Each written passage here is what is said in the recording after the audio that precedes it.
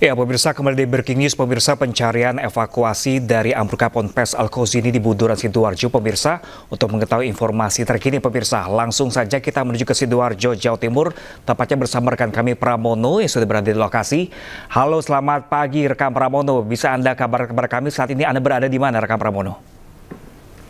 Ya, baik pemirsa, saat ini saya berada di sekitar lokasi Pondok Pesantren Al-Qausini yang ada di Buduran, Sidoarjo. Dan saya laporkan bahwasannya hingga saat ini keluarga korban masih terus berdatangan di sekitar lokasi pondok seiring mulai banyak ditemukannya jenazah korban yang berhasil dievakuasi keluar dari lokasi titik keruntuhan. Dan pemirsa, tidak semua keluarga korban ini berkumpul datang di posko yang disediakan oleh tim SAR, namun juga ada beberapa warga yang tinggal di sejumlah rumah warga yang ada di sekitar pondok. Mereka berkumpul dalam satu keluarga sambil menunggu proses evakuasi, sambil menunggu informasi ada berapa, apakah ada keluarga mereka yang ikut terevakuasi atau belum. Mereka standby atau tinggal di rumah warga.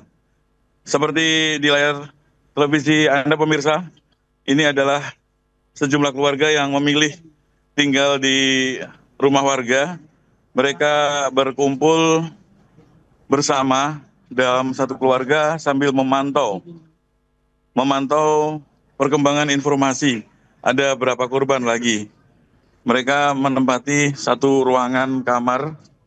Seperti kita lihat, ini semuanya sedang menunggu. Dan mereka berharap agar keluarga mereka bisa segera ditemukan. Baik. Ibu, permisi. Ini lagi nunggu atau bagaimana, Bu? Lagi nunggu siapa, Bu? Ponakan ya. Ibu dari mana? Dari Bangkalan, Bu ya. Di sini mulai kapan, Bu? Sudah 6 harinya sekarang. 6 hari ya, Pak? Iya. Oh, mulai hari pertama ya. Oh, atas nama siapa korbannya? Oh, terus tahunya gimana itu awalnya, Bu? Cuman dari Udah tanya ke pondok. Terus ini tinggal di sini gimana, ini nyewa atau gimana, atau ada keluarga di sini? kalau nggak ada orang baik, bisa tempatnya. Oh gitu. Ini berarti tinggal di sini sementara, Bu ya.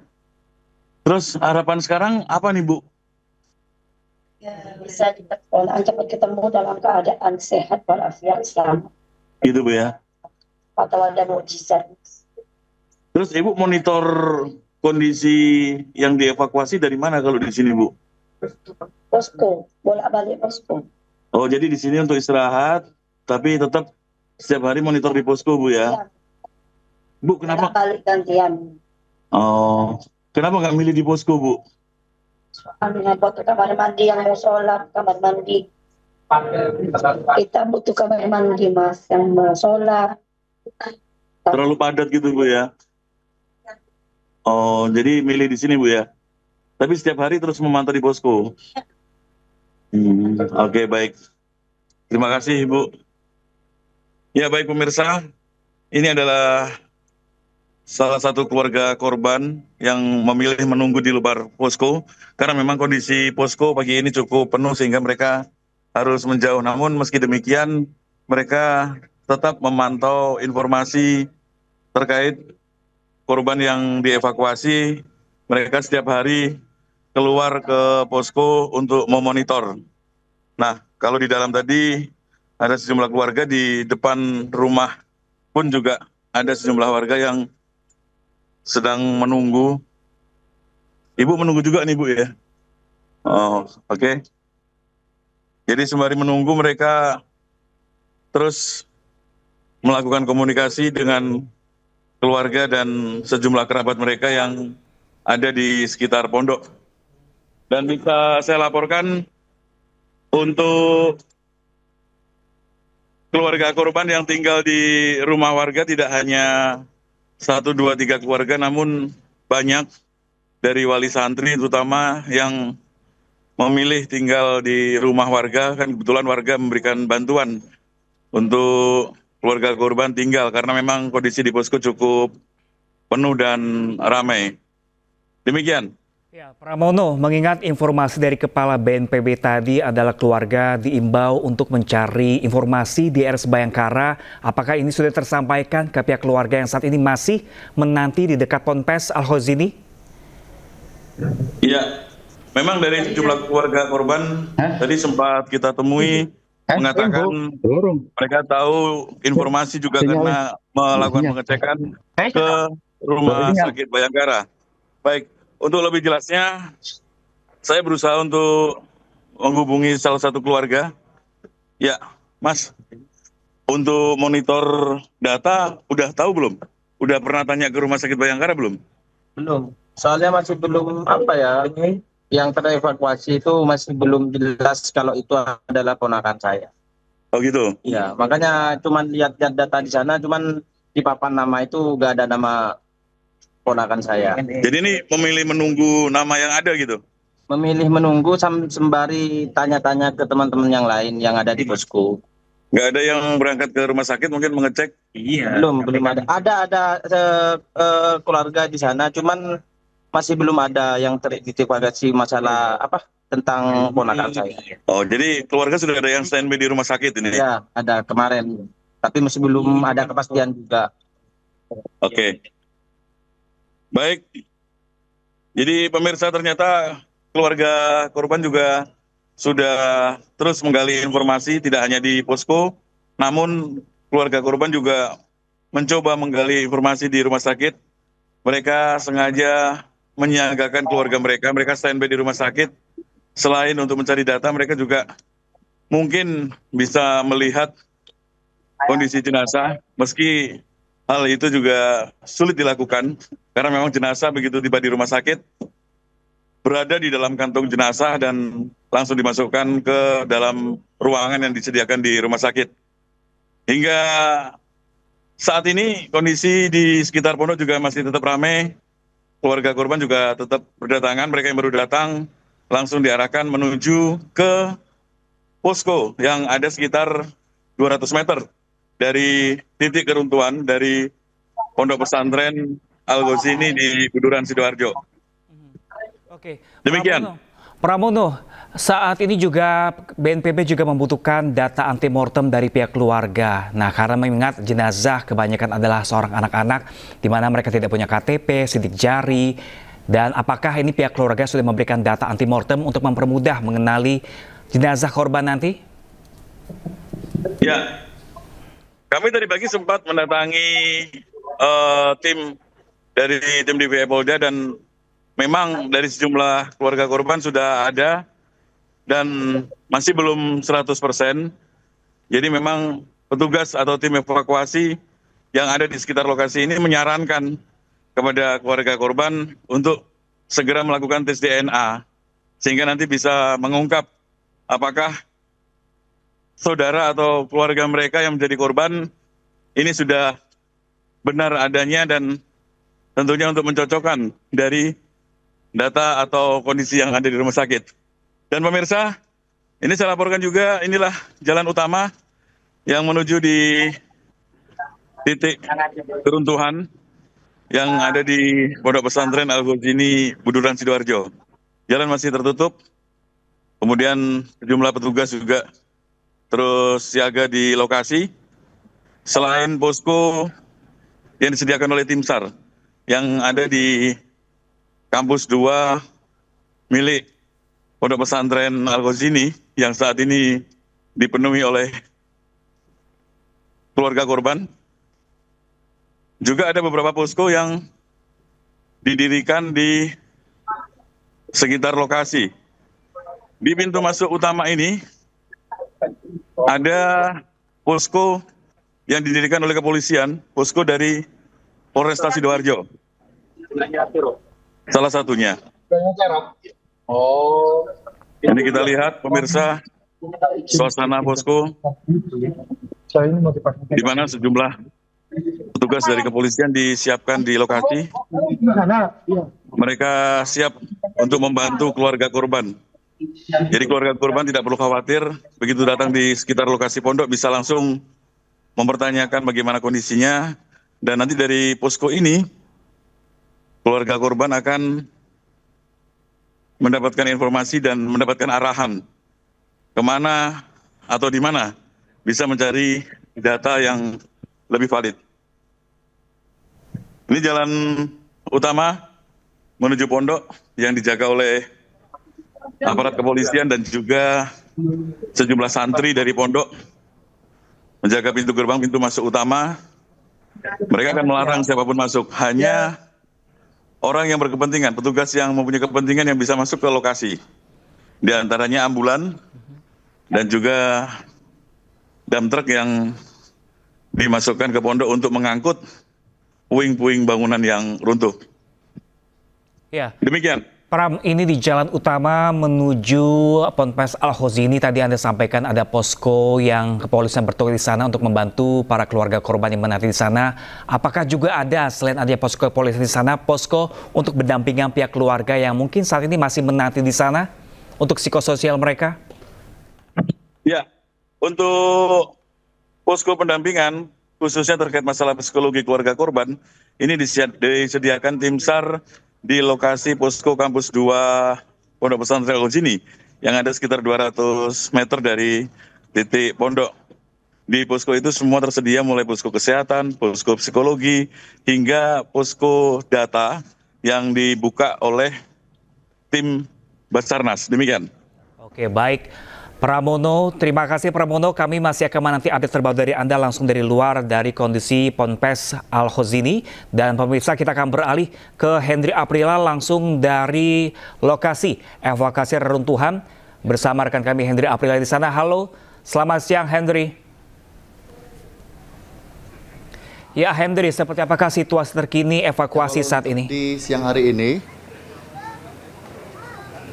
ya baik, untuk di siang hari ini situasinya kalau di lokasi kami tepat melaporkan, di mana tadi baru saja selesai konferensi pers dan juga rapat tertutup yang juga kami awak media juga ikut mendengar bagaimana hasil rapat yang digelar oleh pihak dari BNPB sendiri yang dipimpin langsung oleh Letjen TNI Dr. Suharyono, Kepala BNPB. Ya, kemudian juga ini menyampaikan berkaitan dengan proses evakuasi selama ataupun sudah masuk ke hari ke-6 ini, Pram. Dan tentunya juga di hari ke-6 ini, tentunya ini berfokus kepada titik di mana titik runtuhnya ataupun titik sentral dari runtuhnya satu bangunan atau musola dengan struktur 3 lantai yang berada di Pondok Pesantren Al-Khozini, Buduran, Sidoarjo, Jawa Timur. Tidak hanya itu, tentunya juga tadi disampaikan berkaitan dengan proses yang berjalan sampai dengan ke hari ke-6 ini sudah mencapai di target sampai dengan di 40%. Rencananya memang di hari ini, jika memang terus berlangsung dan tidak ada hambatan, memang dari pihak BNPB pun menyampaikan akan bertambah hingga ke 20 sampai dengan 30% dan harapannya dapat berlangsung secara cepat. Karena kalau untuk informasi terakhir yang kami terima ini dari total keseluruhan yang disampaikan resmi tadi oleh pihak Kepala BNPB bahwa totalnya mencapai 167 korban yang kemudian kalau kami rincikan ini yang sudah ditemukan berhasil ditemukan sebanyak 118. Ini kalau untuk 103 bisa dikatakan ataupun informasinya korban selamat dan kemudian ini ada satu korban yang sudah melakukan evakuasi sendiri atau memang masuk ke dalam data korban yang belum ditemukan.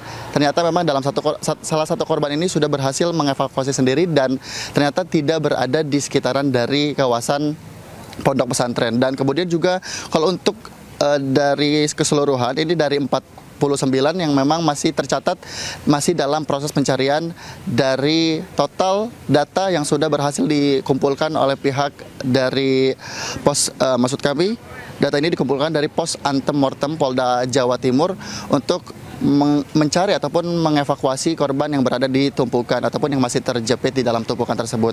Tidak hanya itu, Pram, tentunya juga dalam hal ini berfokus pada proses pencarian terlebih dahulu dan kemudian untuk proses pencarian dan proses pengangkatan menggunakan alat berat untuk puing-puing bangunan ataupun beton-beton, tentunya ini berfokus ke beberapa titik. Kalau informasi sebelumnya yang kami terima ini sekiranya ada 15 titik yang masih dalam ataupun perkiraan dari pihak BNPB dan juga Basarnas untuk titik-titik pencarian yang kemudian ini sudah ada 8 titik, kemarin sudah berhasil mengidentifikasi ataupun berhasil mengevakuasi sebanyak 3 titik dan tentunya di hari ini pun juga akan berfokus ke beberapa titik-titik yang masih dikatakan ataupun masih akan dilakukan pengangkatan dari puing-puing bangunan tersebut.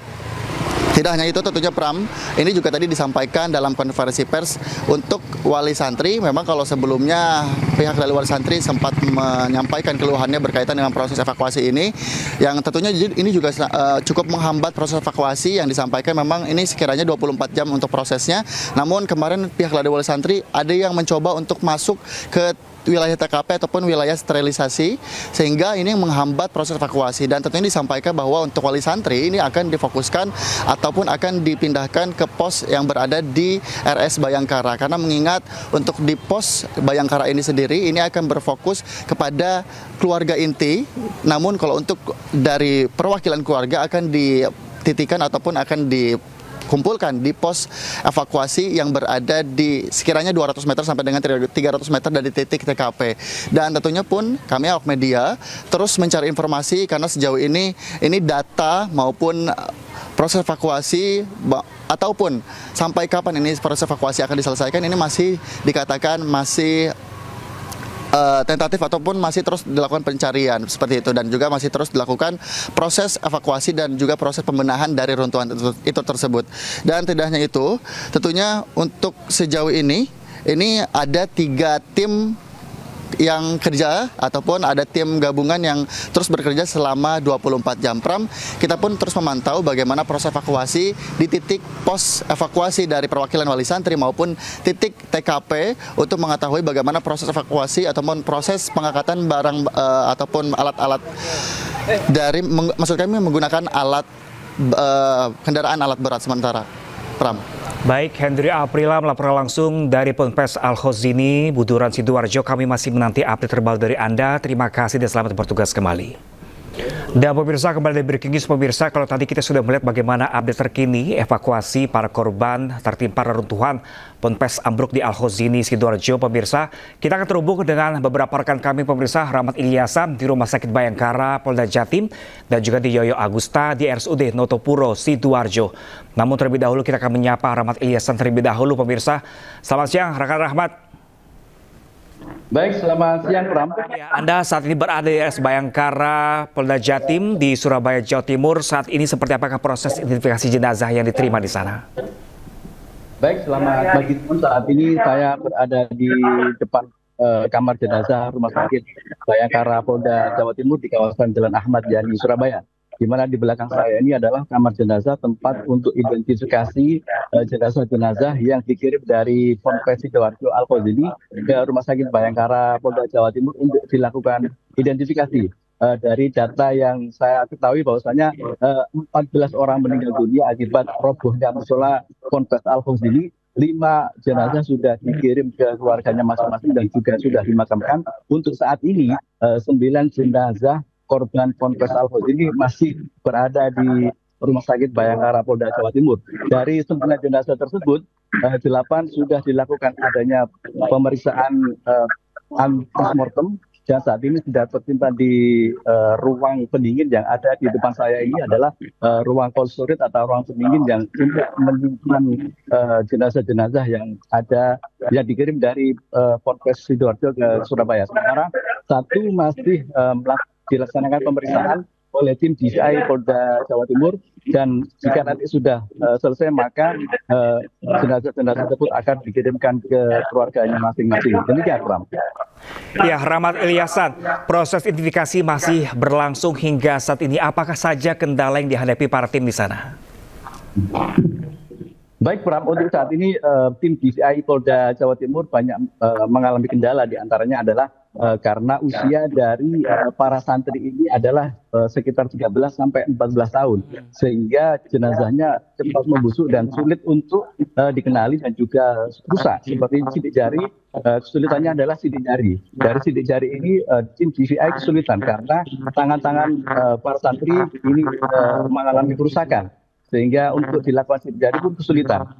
Terus kemudian pakaian dari para santri ini sama. Ketika sholat berjamaah, sholat asar di Ponpes itu memakai baju koko sama-sama putih, sehingga data dari antemortemnya ini kesulitan dari pihak jajaran tim di Polda Jawa Timur. Dan juga struktur gigi dari mereka adalah sama. Jadi usia 13 sampai 14 tahun itu struktur gigi itu masih stabil dan tidak ada yang copot ataupun yang rusak. Sehingga hal ini mereka dari para santri ini belum melakukan pemeriksaan ke dokter gigi sebelumnya. Hal ini menjadikan kesulitan dari tim DVI Polda Jawa Timur. Demikian, Pram. Oke, dari Rahmat Ilyasan, ini dari tim DVI, apa saja yang bisa membantu mereka dalam mempercepat identifikasi yang ditujukan pada keluarga? Apakah bisa ada imbauan untuk keluarga untuk memberikan foto ataupun tes DNA atau semacamnya? Rekan Rahmat. Baik, Pram. Untuk memudahkan tim DVI untuk mengidentifikasi dari para jenazah ini, dibutuhkan foto-foto semasa hidup korban dan juga ijazah ataupun paspor kalau ada, dan juga foto-foto terakhir atau atribut-atribut yang sebelumnya dipakai oleh korban semasa hidupnya. Terus kemudian struktur gigi itu bisa, sebenarnya surat dari kedokteran gigi bisa dikumpulkan ke Rumah Sakit Bayangkara Polda Jawa Timur. Namun jika semuanya tidak bisa dilakukan dengan cara data antemortem, maka dilakukan terakhir adalah tes DNA. Namun tes DNA ini dari pihak Polda Jawa Timur sudah mengirim 57 sampel dari keluarga. Dari pasangan suami istri ini diambil sampelnya untuk dilakukan tes DNA.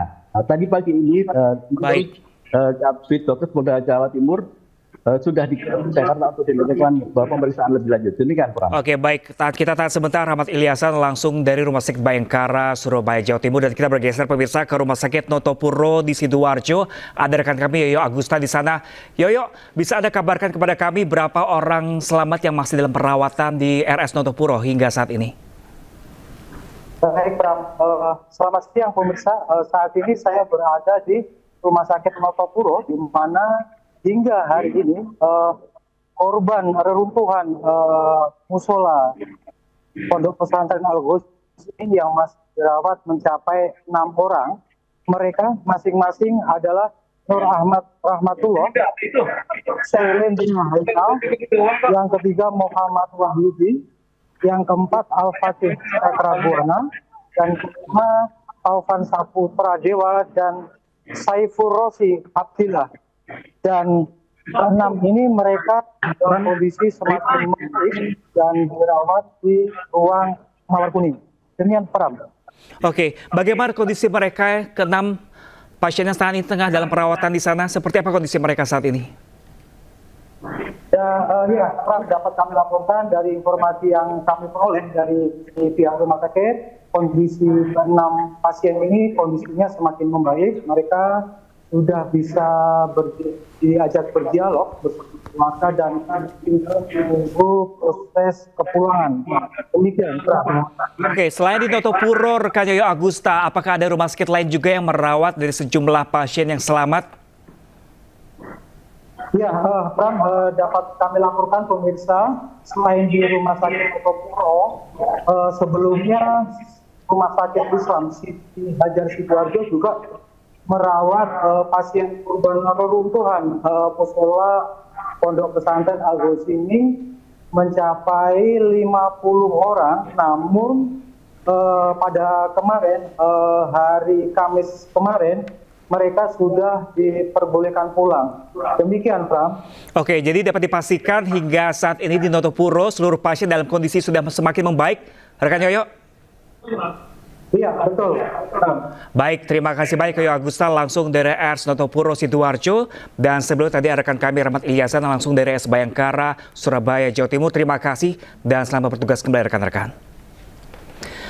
Dan pemirsa, demikian breaking news kali ini. Pemirsa, kami akan update informasi mengenai perkembangan evakuasi korban ambruknya bangunan Ponpes Al-Ghos di Sidoarjo dalam program Ayu Siang sesaat lagi pemirsa. Tetaplah bersama kami. Saya Pram Senyum pamit undur diri. Terima kasih dan sampai jumpa.